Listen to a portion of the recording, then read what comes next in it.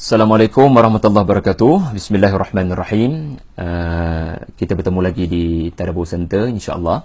Saya akan berkongsi dengan anda satu perkara menarik yang saya temui mengenai perbezaan cara Allah Ta'ala bercerita mengenai babak yang sama. Kita perlu faham bahawasanya Al-Quran, kalam Allah, Allah akan memilih perkataan yang paling precise, yang paling tepat. Tidak ada satu kalimah yang sia-sia di dalam Al-Quran. Walaupun kita nampak macam babak tu sama, tapi sebenarnya tidak sama kalau kita perhalusi dari sudut pemilihan perkataan di sisi Allah. Jadi tuan-tuan, kita harap kita tidak hanya sekadar bergantung dengan terjemahan. Kalau benar-benar kita mahu tadabbur, kita perlu bertanya pada para alim ulama kita, kerana setiap kalimat mempunyai kesan, kefahaman yang berbeza. Sebagai contoh, anda akan temui di dalam kisah Nabi Allah Musa AS di dalam Al-Quran, di mana ada satu detik di mana Musa membawa pulang keluarga dan isterinya ke Mesir. Baginda begitu lama di Madian, 10 tahun, lalu baginda bermusafir untuk pulang ke Mesir, rindu kepada ibu, rindu kepada abangnya. Jadi dalam perjalanan pulang, Allah rakamkan apa yang berlaku di pertengahan jalan, di mana tiba-tiba Allah Ta'ala takdirkan Musa telah mengalami kesesatan, dalam erti kata tidak bertemu jalan untuk meneruskan perjalanan. Dah tak tahu destinasi ke mana. Pendek kata, Waze tu mungkin tak function, data internet mungkin dah tak ada. Jadi tiba-tiba blackout, dan mungkin juga menunjukkan obor api yang Musa bawa sudah padam. Kerana mungkin angin yang bertiup kencang dan terlalu sejuk pada malam tersebut. Dan bayangkan, tiba-tiba Musa melihat api yang gilang gemilang, yang Allah Ta'ala takdirkan api ini tiba-tiba mendarat bijanibit tur. Tiba-tiba mendarat di sebuah gunung, di sebuah bukit. Dan bukit itu disebut Allah sebagai bukit yang diberkati, tanah yang diberkati, lembah tua, yang Musa tidak tahu apa-apa lokasi ini. Tetapi bila Musa melihat, Allah rakamkan dengan kalimat abasara. Allah Ta'ala menggunakan kalimat anasa. Anasa artinya bukan sekadar abasara, melihat api dengan mata kasar. Anasa artinya melihat dengan penuh ketenangan. Maknanya apa yang dilihat telah menyebabkan Musa rasa tenang. Ini beza anasa dengan abasara dan ra'a. Subhanallah. Anasa, anda melihat sesuatu, lalu anda merasa tenang dan anda mahu mendekatinya. Seperti melihat seorang kekasih yang disayangi, anda tidak abasara, anda tidak ra'a, anda akan mengalami anasa. Anda melihat dengan rasa ingin mendekati, kerana pada penglihatan itu menghasilkan ketenangan. Untuk makluman anda, babak Musa di lembah tua telah dirakamkan Allah dengan panjang lebar di dalam 3 surah. Surah yang pertama menurut turutan mushaf adalah surah yang ke-20, surah Taha. Surah yang kedua, surah yang ke-27, surah An-Naml. Dan surah yang ketiga, surah yang muncul selepas itu, surah Al-Qasas, surah yang ke-28. Tolong ingat 3 surah ini untuk anda rujuk nanti. Surah Taha, surah An-Naml, surah Al-Qasas. Ini adalah 3 surah yang menggambarkan babak yang kita sangka sama, tetapi sebenarnya tidak sama. Kenyataan Musa, kita rasa macam sama, tetapi sila perhatikan dengan teliti, ia tidak menggunakan kalimat yang sama. Allah rakamkan kalimat yang tidak sama. Jadi ini menunjukkan Allah memetik ucapan Musa yang mengalami situasi yang sama, tetapi ucapan Musa ini mungkin panjang, tetapi Allah Ta'ala saring mana yang berkenaan, yang ada hubungan dengan surah yang diturunkan kepada Nabi. Kerana kita sedia maklum, surah Taha tidak turun sekaligus dengan surah An-Naml. Surah An-Naml tidak turun sekaligus dengan surah Al-Qasas. Setiap surah turun ketika Nabi mengalami certain situation. Jadi mari kita lihat. Anda akan dapati di dalam surah Taha, Musa bila lihat api tersebut, Musa menyebut kalimat la'alli kepada keluarganya, iaitulah mudah-mudahan apabila abang pergi kepada api tersebut, mudah-mudahan abang akan pulang kepada kalian. Abang tu maknanya dia kata pada isteri dia lah, dengan biqabasin au ajidu 'alan nari uda. Anda ketemui kalimat la'alli di dalam surah Taha, anda ketemui kalimat la'alli juga di dalam surah Al-Qasas, iaitulah la'alli atikum minha. Tetapi di dalam surah An-Naml, kalimat yang digunakan adalah kalimat sa'atikum, iaitu kalimat sa, bukan la'alli. Sebenarnya ada beza. Seseorang yang menyebut la'alli, seseorang menyebut la'alli, dia menunjukkan tidak ada pengesahan boleh dapat. Maknanya boleh jadi dapat, boleh jadi tak dapat. 70% mungkin dapat, 30% kena ready mungkin tak dapat api daripada nyalaan yang baginda nampak. So, di dalam surah Taha dan di dalam surah Al-Qasas, Musa dirakamkan Allah menggunakan kalimat la'alli bagi menggambarkan dia tidak yakin untuk memperolehi api tersebut untuk menghangatkan badan mereka sekeluarga di dalam kedinginan, atau apatah lagi untuk menjadi obor membantu perjalanan seterusnya. Tetapi kenapa surah An-Naml menggunakan sa'atikum? Sa'atikum adalah dengan penuh keyakinan abang akan datang dengan segera dengan mengambil api daripada atas untuk kalian semua.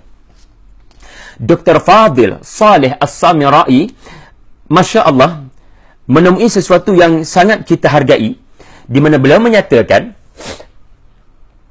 nature surah An-Naml adalah, tema surah ini adalah keyakinan pada berita gembira tentang masa depan. Bahkan kalau anda perhatikan di awal surah An-Naml, Allah Ta'ala menyebut hudan wa busyra, iaitulah keyakinan buat Rasulullah yang kamu akan dapat daripada Al-Quran ini petunjuk, dan kamu akan dapat daripada Al-Quran ini berita gembira. Dan anda akan dapati di dalam surah An-Naml terlalu banyak kenyataan-kenyataan yang menunjukkan keyakinan dan bukan ihtimal, kemungkinan. Sebagai contoh, anda lihat ucapan Hud-Hud, di mana Hud berkata dengan penuh keyakinan, ahattu bima lam tuhit bihi wajituka min saba'in binaba'in yakin. Aku datang kepada kamu Sulaiman dengan berita yang meyakinkan. Anda lihat pula ucapan Ifrit, juga jawapan yang sangat meyakinkan, ana atika bihi, saya akan datangkan kepada kamu sebelum kamu bangun daripada tempat duduk, wahai Sulaiman. Demikian juga ucapan seorang lelaki yang mempunyai ilmu daripada Alkitab. Dia menyatakan kepada Sulaiman, ana atika bihi qabla an yartadda ilaika tarfu, saya akan datangkan kepada kamu sebelum engkau mengerdipkan matamu. Jadi kalimat keyakinan di dalam surah ini sangat banyak, dan anda akan temui ata ityan sebanyak 12 kali di dalam surah An-Naml kalau nak compare dengan surah-surah yang lain, iaitu Taha dengan Al-Qasas. Jadi ini menunjukkan nature surah ini adalah nature yang memberikan keyakinan kepada Rasulullah. Lalu ucapan Musa yang dipilih Allah adalah ucapan ketika beliau mengungkapkan dengan penuh keyakinan yang beliau akan mampu untuk pulang daripada atas kepada keluarganya membawa api. Tuan-tuan, ini menunjukkan susunan cerita ini begini. Kali pertama Musa melihat api tersebut, terus dia rasa anas, dia rasa uns, dia rasa tamakninah, dia rasa sakinah, dia rasa tenang, dan dia mahu mendekati. Lalu bila dia tengok saja api itu, dan hanya dia saja tengok, Allah rakamkan hanya dia saja tengok, idza ra'a naran dalam surah Taha. Allah tak kata idza ra'au naran. Idza ra'a naran artinya hanya dia saja nampak. Lalu dengan cepat, first impression dia nampak, dia terus bagi tahu keluarganya, izinkan abang naik ke atas, abang sangat yakin api itu masih kuat nyalaannya, abang yakin abang akan pulang dengan segera kepada kamu, tidak ada apa-apa akan berlaku pada abang, insya-Allah daripada api ini kamu akan mendapat menghangatkan badan. Tetapi sedia maklum, Nabi mempunyai ahli keluarga. Anda tahu siapakah ahli keluarga Nabi Musa yang sebelum menjadi Nabi, sebelum jadi Nabi? Siapa yang dia ucapkan ini? Dia ucapkan kepada isterinya. Dia ucapkan kepada isterinya. Jadi isteri tak respon. Betul surah Al-Qasas, kalau anda tengok surah Al-Qasas sebelum daripada cerita Musa berada di lembah tua ini, iaitu ayat 29, ayat 28, ayat 27, ayat 26, ayat 25, dia cerita pasal ahli keluarga dia, bakal ahli keluarga baginda, bakal isteri baginda. Jadi kita boleh memahami apabila Musa mengungkapkan yang dia akan pergi ambil api daripada atas, sudah pasti isteri yang disayangi akan ada respon. Abang biar betul, abang yakin ke abang akan pulang dengan selamat, abang yakin ke abang akan dapat api. Mungkin orang yang ada di atas sudah habiskan unggun api tersebut dan abang tak dapat apa-apa api. Jadi kita boleh faham surah Taha yang menggunakan la'ali dan surah Al-Qasas menggunakan la'ali, dia saling melengkapi.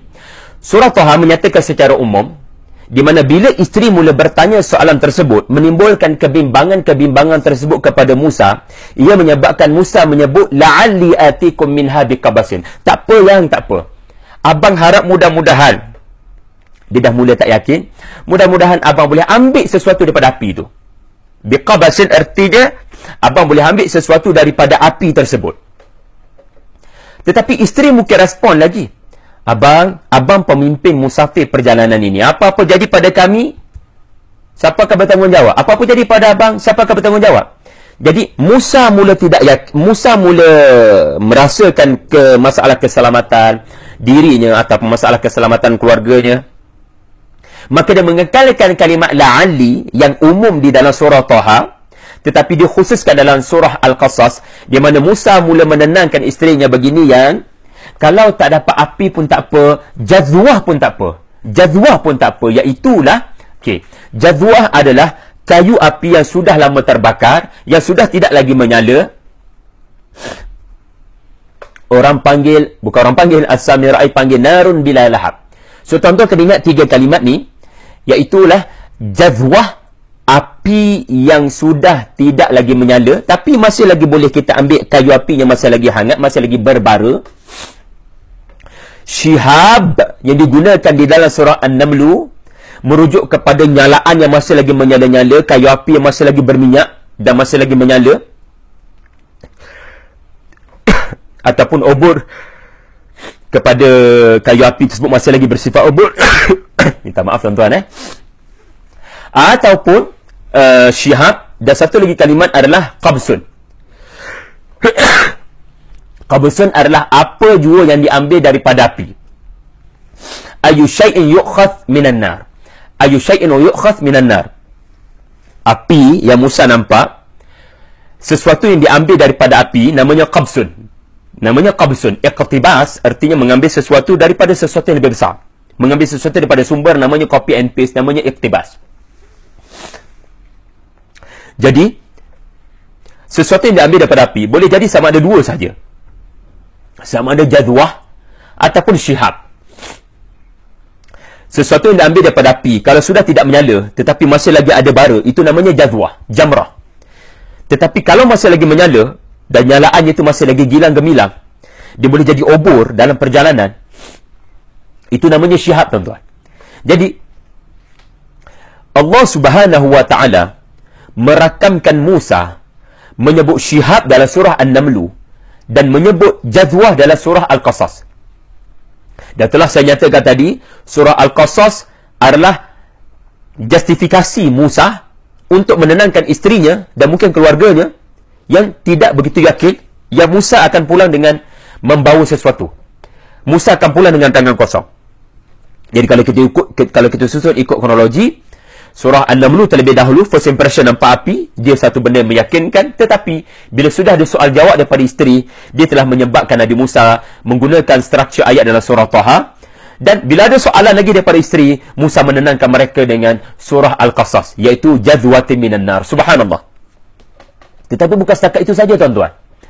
As-Samirai menyatakan kalimat syihab sangat munasabah di dalam surah An-Namlu, kerana surah An-Namlu nature-nya adalah nature kemenangan.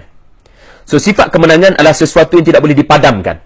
Maka syihab, obor api yang masih tidak boleh dipadamkan, tidak lagi padam, sangatlah munasabah disebut di dalam surah An-Namlu. Tetapi sebaliknya, kerana nature surah ini adalah nature ketakutan, nature yang menggambarkan ketakutan, dan kalimat takut sangat banyak disebutkan dalam surah Al-Qasas, maka digambarkan dengan sedikit cahaya pun sudah memadai untuk menghangatkan badan. Kerana surah Al-Qasas adalah gambaran bagaimana Fir'aun tidak dapat sekali-kali untuk meneka bagaimana dia akan musnah. Iaitu daripada sekecil-kecil bayi, dan bukannya Bani Israel, bayi-bayi Bani Israel. Jadi subhanallah, pemilihan perkataan bukan sekadar melengkapkan cerita ataupun ucapan asal Nabi Allah Musa alaihi salam, tetapi dipilih Allah sesuai dengan nature surah berkenaan. Subhanallah. Jadi tuan-tuan, anda boleh lihat surah An-Namlu menggambarkan keyakinan kepada kemenangan, menggambarkan keyakinan kemenangan tidak boleh padam, menggambarkan kemenangan seperti obor yang menemani perjalanan tidak boleh dipadamkan. Dan anda perhatikan surah An-Namlu disebut sa'atikum, atikum 2 kali, yang menggambarkan keyakinan Musa, atikum sampai 2 kali, sedangkan atikum hanya disebut sekali di dalam surah Al-Qasas dan surah Taha. Jadi subhanallah, tidak ada satu kalimat pun yang sia-sia di dalam kitab Allah, walaupun babak nampak macam sama, laisat tikrar fi qissatil Qur'ani, fil qasas al-Qur'ani. Tidak ada pengulangan sebenarnya di dalam kisah-kisah Al-Quran. Setiap perkataan, setiap babak punya keindahan yang tersendiri. Wallahu a'lam.